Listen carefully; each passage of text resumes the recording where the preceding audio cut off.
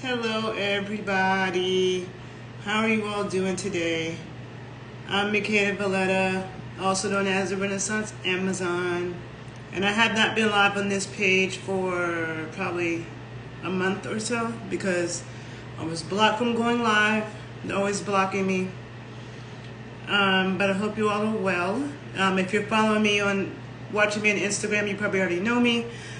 But I will be saving this video. I'll be reposting it to YouTube. So for those of you who are not familiar with me, my name is Mikhaila Valletta. I'm also I didn't mean to say I'm also. I am a trainer, a nutritionist, a dancer, a sacred sexual educator, have a background in exercise and sports science, nutritional biochemistry, and I have committed my life to studying all the ways that we can take our body to its highest level. Usually I keep my health conversations on my other page, okay? My other page, The Body Scientist.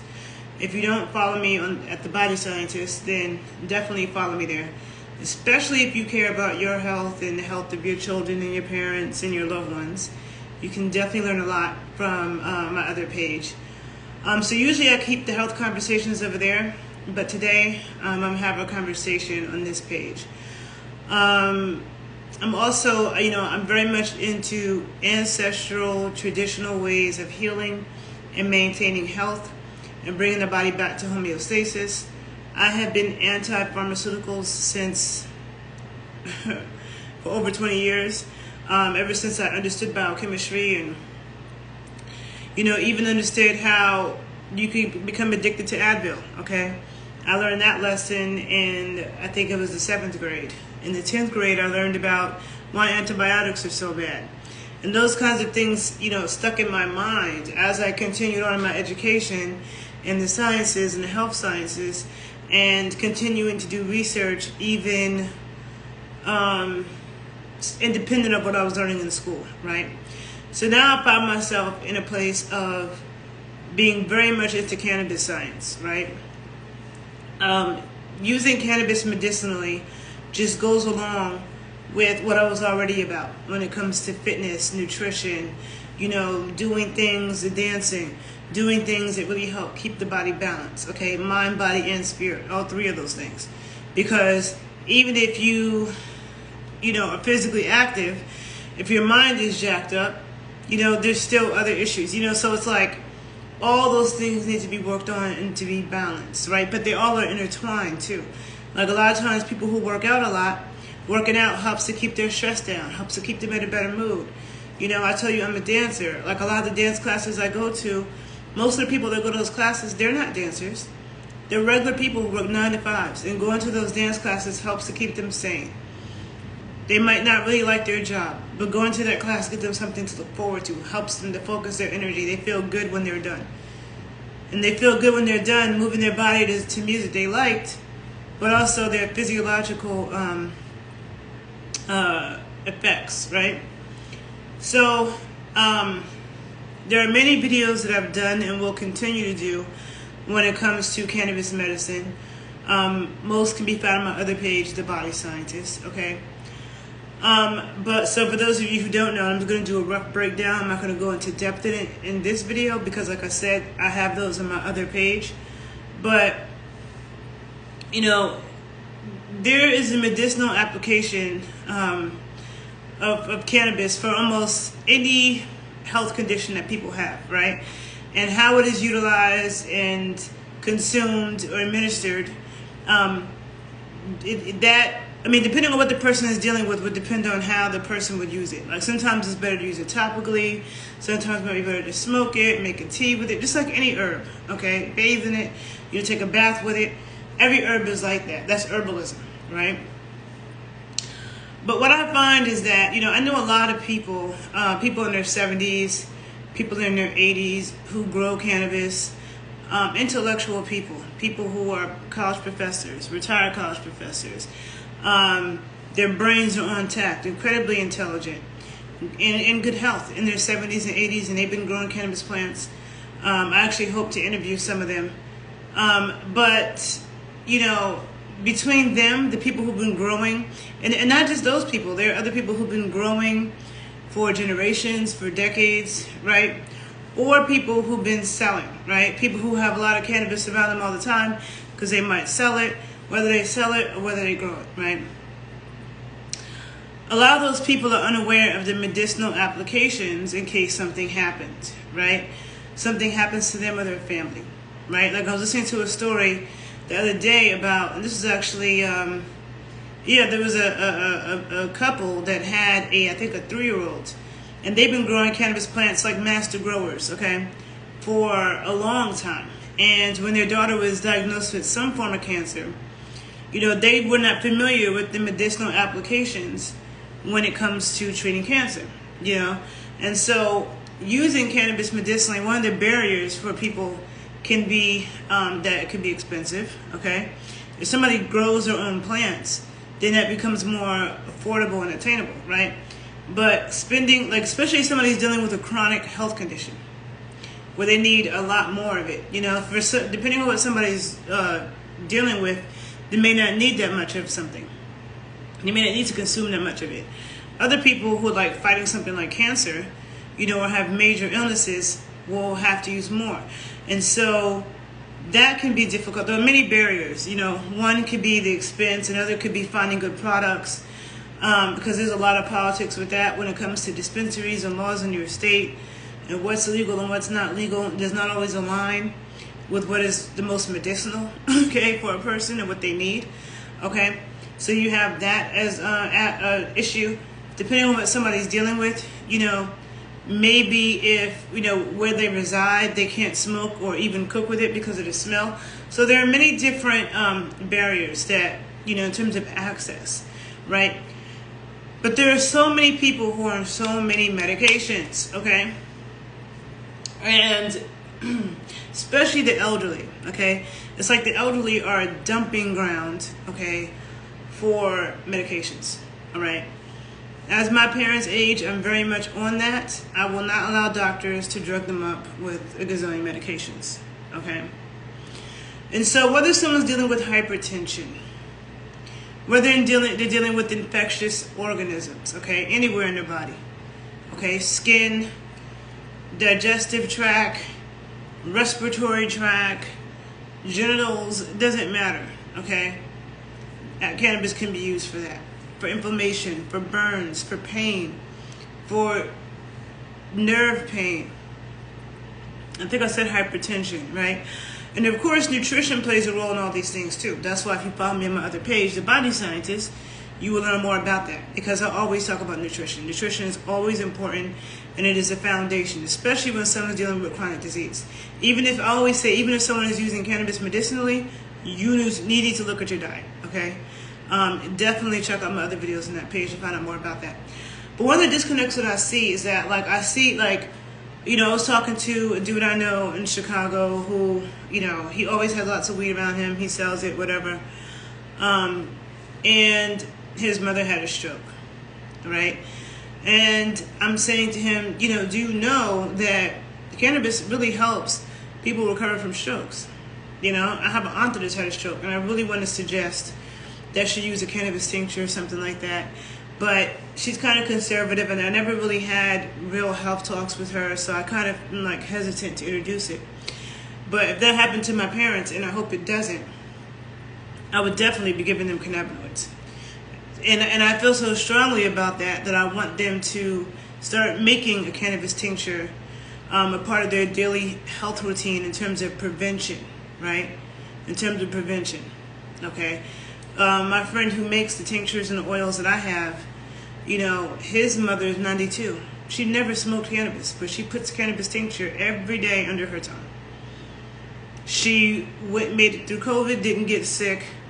His sister's a doctor, lives in the house with the mom. Sister was in the hospital with sick people. Mother never got COVID. Okay? So I believe hugely in prevention, but let's say, prevention is super important, but sometimes we need a cure, and prevention and a cure are often the same, right? Often the same. So, another person I know who has a lot of good weed around him, sells it in Chicago, was dealing with different health problems of his own. And I'm telling him, do you know cannabis oil can help that? right? So if somebody has a lot of access to it, like let's say they grow it, it's just around them a lot. If they learn how to cook with it, if they learn how to extract oils that can be used to cook with or to apply topically, or they learn to make tinctures, they have medicine that can be used for them in a variety of situations. You could get food poisoning. You could burn yourself. You could get some type of bite or rash. You could have allergic reaction to something. Okay? All those things. You get sick, because people seem to get sick a lot with colds and flus and all that. You know what I'm saying? To prevent infections. You have a headache. You have an upset stomach. You have issues with your... it's just like I can go on and on and on and on and on and on and on. Another barrier is education, right? Education and understanding why it's healing, how it's healing, proper applications, and also information about how, strains and chemobars, right? Because cannabis, there are several different chemobars. Some people call it strains, other people call it chemobars, but there's so many things, so many different ratios of things that affect, that affect that gives it an effect on you, right? Like there's certain cannabis chemobars that have people up and cerebral and focused and energetic, wanting to be social. There's other ones where you just want to be in your own little zone. You know what I'm saying? You just want some chill mode. Maybe you have some really good sleep. Because remember, sleep is healing too. Okay?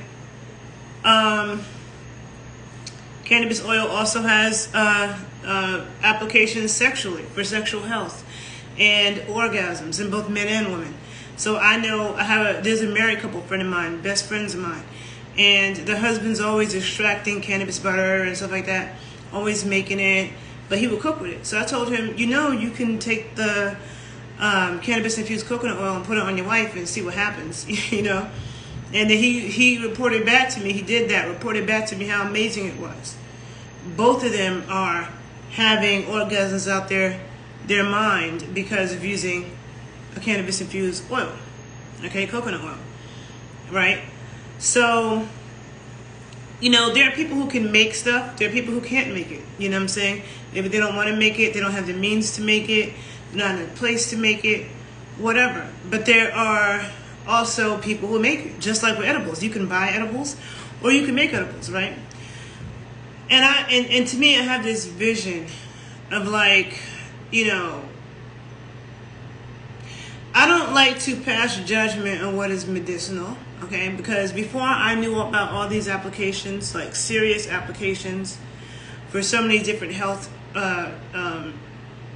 conditions. And let me say, in case I didn't mention this, I gave my background in the beginning of this video, that my undergraduate degree is in exercise and sports science and nutrition science with a concentration in strength and conditioning. Then I did graduate work in applied physiology and nutrition. Okay, and now I'm in a graduate program for medical cannabis science and therapeutics. Okay, and all I'm doing is researching. Okay, I knew some things before I came into this program, but now it's not. I'm researching not just because of what I'm being taught in school, but also the things I know in the past about nutrition, about physiology and how the body works, using my mind critically, digging out research, reading studies, putting it all together, okay? So before I knew about more in depth about these applications, which I would say this knowledge has been coming in the past 4 years, okay? But prior to that, I know that I smoked cannabis a lot when I was on my cycle. Okay, I was never the kind of woman that had really bad menstrual cramps, but I just still felt bloated and uncomfortable, and I knew that when I smoked, I felt better on my cycle. I know that I'm a dancer, and whenever I was going to dance or perform, I always smoked before I went on stage. If I could, there are times maybe I couldn't because of wherever I was at, but I've smoked before, but even then I smoked before I got to the venue. I always smoke before I dance, and then a lot of times when I'm done. You know what I'm saying?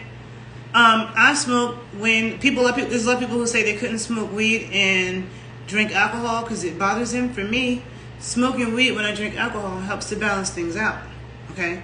It does not make it a worse effect. Now, everything affects people differently. But to me, the weed, if I'm drinking, helps to keep me centered, okay? Now, I'm not anti-alcohol. A lot of people have that debate. But alcohol, if they want to have that debate, is a lot more destructive. There's a lot more, I'm not going to say alcohol doesn't have medicinal applications, because it does. But it's a lot more destructive. We could say that. But I do participate, and I do like alcohol, so it's not that I'm anti-alcohol. But what was I going to say? That, yeah, so I knew that before I danced, before I went to the gym, after the gym. And of course I would notice that, sometimes, because I would hear people talk, like some people would be like, oh, when I smoke, I get, they feel really energized. Other people are like, oh, when I smoke, I just feel really tired. You know what I'm saying? And that really depends on the strain. And I used to know, back in the day, I'm in New York, I'm in whatever city I'm traveling to, you just got whatever strain the weed man had. You know what I'm saying? Like, you want to smoke, okay. A lot of times, maybe there were people that had a bunch of strains, but there was a time when you couldn't even look that up. Now, if somebody tells you a strain, you can go online and look it up, look up the properties of the strains, right? But still, a lot of times you got whatever was given to you. And sometimes there was weed that made you really sleepy and lethargic, and other ones that made you really motivated. But now, learning more and having the education of understanding what types of properties to look for in strains or chemovars, depending on whether or not you want to be sleepy. Some people want to be sleepy so they can get to sleep. You know what I'm saying? I do not believe in taking sleeping pills. Every time people say they take sleeping pills to go to sleep, I don't really understand people with sleeping problems to begin with, because I don't care what's going on, I can go to sleep, unless I'm in extreme pain. Like something is wrong where, you're in such excruciating pain that you can't fall asleep. At that point, a good sleepy weed, because a lot of times sleepy weeds are high in, I think, myrcene, which is also a serious painkiller, okay? And so sometimes someone could be so sick or in so much pain that the only thing that could take them out of their misery is going the fuck to sleep. And depending on what they took before they went to sleep, they may wake up feeling better, okay? So, there's people that take sleeping pills because they can't go to sleep. They're thinking about too much. If you smoke a sleepy weed, all that thinking about too much and you can't sleep, all that's done. You will go to sleep. But then there's other times that people want to be up and writing a paper. And when you smoke weed, a lot of people who smoke, and they're creatives or they're intellectuals, you feel like more brain connections are being made. More brain connections are being made. You can be mad focused on what you're doing. I remember the semester in college that I smoked the most weed, I was on the dean's list. I must have been smoking a weed that semester that wasn't the sleepy weed. And that was one that made me really, because I was focused. I got straight A's. I think I was taking like 18 credits that semester. I got straight A's in all my classes, science classes. I'll be in the front row paying attention to everything. You know what I'm saying? And I love my major, exercise and sports science. First, I was a biotechnology major. A lot of biochemistry, organic chemistry, microbiology, molecular blah, blah, blah, blah.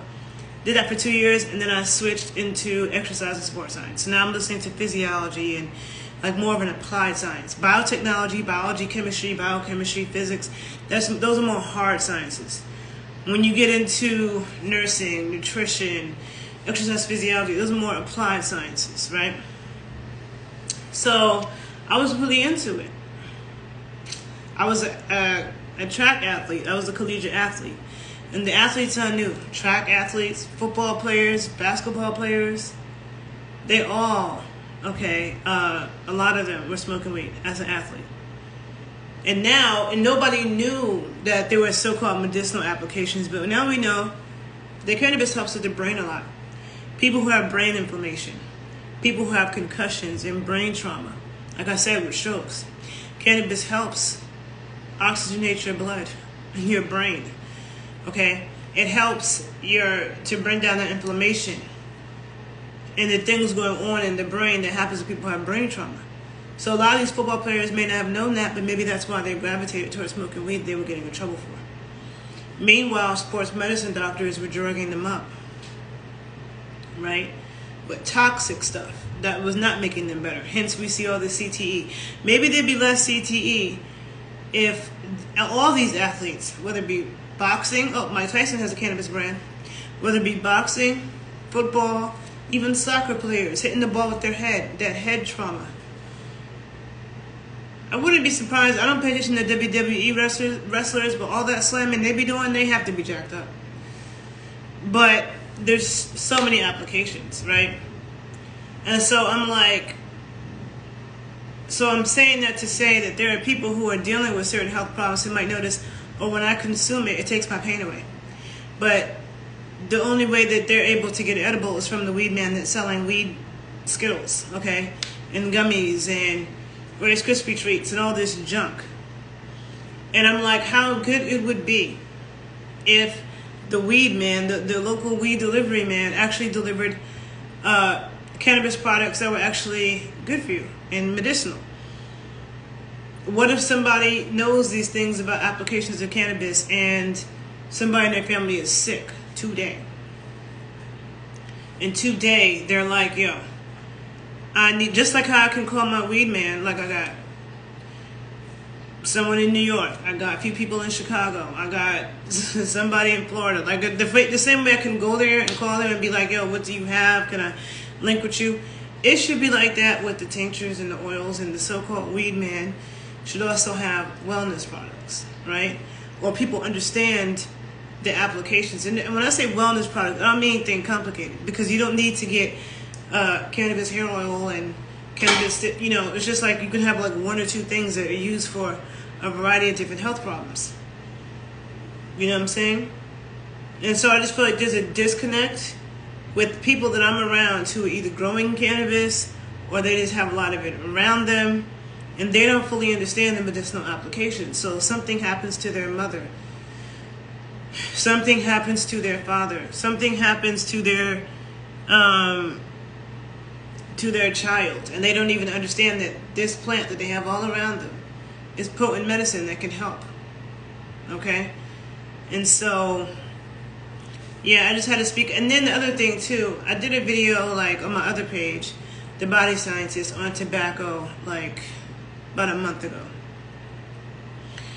And I first learned that tobacco was a medicinal medicine back some years ago when I was reading a book on traditional birthing practices in Mexico. And they were talking about how Mexican midwives, Mexican grandmothers used tobacco in childbirth. And it was a medicinal herb, and it talked about different applications. I was like, oh, okay. And then I noticed my Native American friends, my Cherokee friends, they smoked tobacco when they prayed. So I'm very much into traditional practices, and I know that indigenous people of this land, Turtle Island, did not have a history of lung cancer. And there are a lot of different smokable herbs that different people in the world have smoked, but tobacco was one of them, right? And it's interesting because I just got this book. I've been very interested in tobacco recently, so I just got this book. I'm always getting like new books all the time, right? This book, Tobacco, an Exploration of Its Nature Through the Prism of Homeopathy, right? And, you know, whenever you see a smoke shop in America, probably in Europe too, I don't know, but definitely in America, you always see an Indian standing in front of the smoke shop. Indian statue, okay? Whenever you see a statue of an Indian, of a Native American, an American Indian, they always have a very strong and spiritual, protect the earth kind of presence about them, even in a statue. And I'm just going to say, I don't know any black Americans that don't have Indian blood, okay? I don't know one. All of us know the tribes that are in our families, okay? All of us do. And tobacco, even we should think about slavery in this country, right? Because first of all, it wasn't just Africans that were enslaved on this land. It was also American Indians, the copper-complected indigenous people of this land. The people who are indigenous to this land, especially the places where it was hot and sunny, are copper-complected. It's not the super light Asian-looking Native American that you see. Now, all Native Americans, all people indigenous to this land don't look the same, just like everybody in the continent of Africa don't look the same. If you're looking at the indigenous people in the Caribbean, different islands in the Caribbean, compared to in Central America, South America, we don't all look the same. The indigenous Taino from DR do not look like the indigenous people from Mexico, okay? But we're all copper-complected people of the Americas, right? And so tobacco was a very important herb and medicinal. It had many medicinal applications. And the more that you see that people talking about the applications, I know for me, like whenever your grandmother smoked rabbit tobacco for medicinal purposes. Well, thank you so much for telling me about that. Where's your grandmother from? Your grandmother smoked rabbit tobacco for medicinal purposes. Tell me, I bet your grandmother's from somewhere in the South. And it's important as us black people, and I put that in quotes because what does that even mean, right? Because black means different things in different places. What black means in America is not what it means in different parts of the Caribbean or South America. And a lot of times people use that connotation black as if to say that we are only African derived, right? And that's not true. So in slavery, there were a lot of American Indians who were enslaved in this land. A lot of American Indians from North America who were shipped to the Caribbean to be enslaved. So even when I see a lot of like Caribbean people in New York or in Boston, there were a lot of indigenous people from that area that were shipped out to the Caribbean to be enslaved. Also from Charleston, South Carolina, there were more American Indians shipped out of Charleston, South Carolina to be enslaved elsewhere than there were Africans shipped in, right? So when people talk about the transatlantic slave trade, they don't talk about that. And so I would think about how tobacco has been so bad-mouthed, okay? The propaganda around it. Just like there's a lot of propaganda around cannabis, and I did a video on that, on why cannabis was made illegal when it was a part of the U.S., say, the U.S. pharmacopoeia from 1840 to 1920. From 1840 to 1920, cannabis was prescribed for, like over 50% of the medications prescribed for a variety of health conditions had cannabis in it in this country. So why did it become illegal? Lots of propaganda. Same thing with midwives. There was a time when babies were being born by midwives, but then lots of propaganda came with that to convince women, no, no, no, no, no. Same thing as Chewy eating animal fat and eggs and butter and lard. It's after people have been eating organ meat since the beginning of time. They put out propaganda campaigns to make people think canola oil is better and eat these raw vegetables and, you know, your salad, when that is not what the hell people were eating, and they were healthier and stronger. So a lot of that. So that same thing happened with tobacco.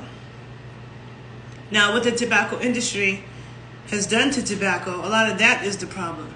You know what I'm saying? Covering the tobacco, a lot of the chemicals. Same thing with the food. But that doesn't mean that a burger is bad. You know what I'm saying? McDonald's is garbage because that's garbage quality food. It's grown in the worst way. It covered with all kinds of chemicals and preservatives and artificial flavors and artificial colors. It's just fucking slop, okay? From what the animal was eating and the plants, slop. But that doesn't mean that you can't get burgers and fries that's actually good for you. You're getting a burger that's made from good quality beef, a cow that was eating grass, that's not full up with a whole bunch of crap. You're taking some potatoes and you're frying it in some duck fat. You're frying it in some lard. You're frying it in some ghee. Instead of getting some bullshit fries that's fried in canola oil. You know what I'm saying? So it doesn't mean just because you have a version of it that's garbage, doesn't mean that that food in itself is garbage. Same thing with cannabis, same thing with tobacco, right? So when I thought about how this propaganda around tobacco and how this was an important herb to Native Americans, how it had been, the whole energy around tobacco had been fucked up because of slavery, okay? Because now you have slave plantations where you have trauma. This plant that was considered to be a medicinal spirit connecting plant now has all this bad energy around it, you know what I'm saying? And had this complex history. Now, it has been in my mind for a long time.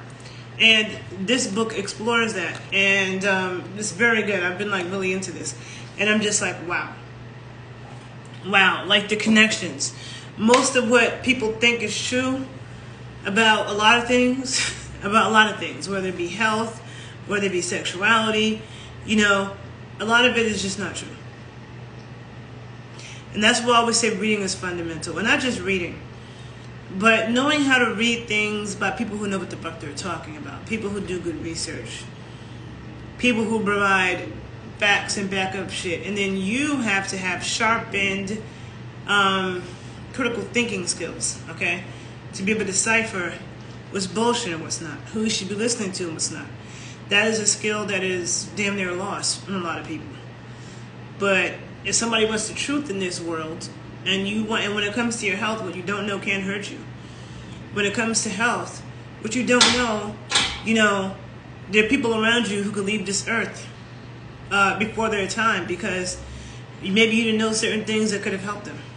You know what I'm saying? So for me, the things that I know about health, I don't just look at it as being beneficial towards me.